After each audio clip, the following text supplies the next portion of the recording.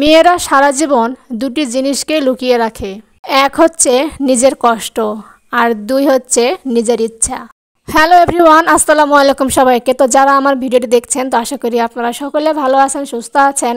আলহামদুলিল্লাহ, আল্লাহ রহমতে এবং আপনাদের ভালোবাসায় আমিও ভালো আছি। তো আজকে শুরু করছি নতুন আরও একটি ভিডিও। তো আশা করি পুরো ভিডিও জুড়ে আমার সঙ্গেই থাকবেন।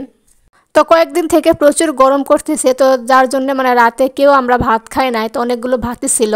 তো ভাবলাম যে সকালবেলা একটু ভাত তেলানি করব। তবে আজকের ভাত তেলানিটা হবে অন্য ধরনের। আর এই ভাত তেলানি রান্নাটা শিখেছিল আমার শাশুড়ি তার শাশুড়ির কাছ থেকে, অর্থাৎ আমার দাদি শাশুড়ির কাছ থেকে। তো এটা নাকি খেতেও খুবই ভালো লাগে। তো কখনো আমি খাওয়া হয় না বা এইভাবে কখনো রান্নাও করা হয় নাই, তো আজকে প্রথম করতে আসছি। তো দেখা যাক কীভাবে করি। তো এখানে আগেই ভাতের মধ্যে হলুদ আর লবণ দিয়ে ভালো করে মেখে নেওয়া হলো। তো কিছুক্ষণ রেখে দিতে হবে যাতে একটু ভালোভাবে সব কিছু অ্যাডজাস্ট হয় আর কি। তো আমরা সাধারণত রান্নার সময় তেলানির মধ্যেই হলুদ আর লবণ সব কিছুই দিয়ে থাকি, কিন্তু এটা ভিন্ন, আগে ভাতের মধ্যে দিয়ে ভালো করে মেখে রেখে দিতে হবে। তো এইভাবে ভাত তেলানি কখনো খায় না, তো সবাই বলতেছে নাকি খুবই ভালো লাগে খেতে।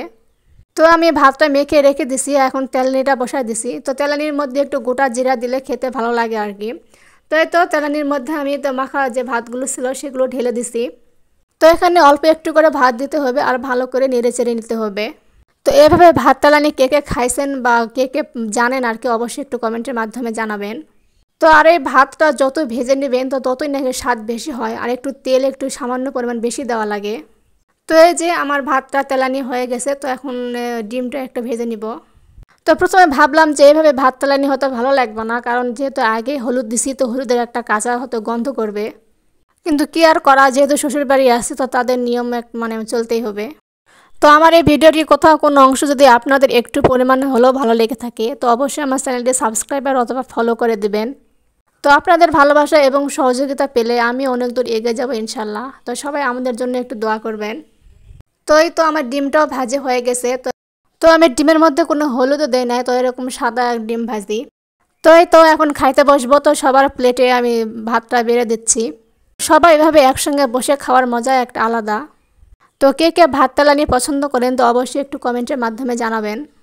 তো ভিডিওটি আজ এই পর্যন্ত, হয়তো ভিডিওটি কেমন লাগলো অবশ্যই একটু জানাবেন। তো যদি ভালো লাগে অবশ্যই একটা লাইক দেবেন। তো আপনাদের একটা লাইক আমার পরবর্তী ভিডিও বানানোর অনুপ্রেরণা দিবে।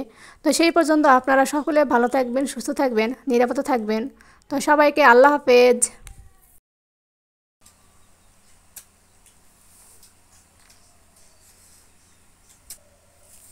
ভালো লাগে ভালো লাগে,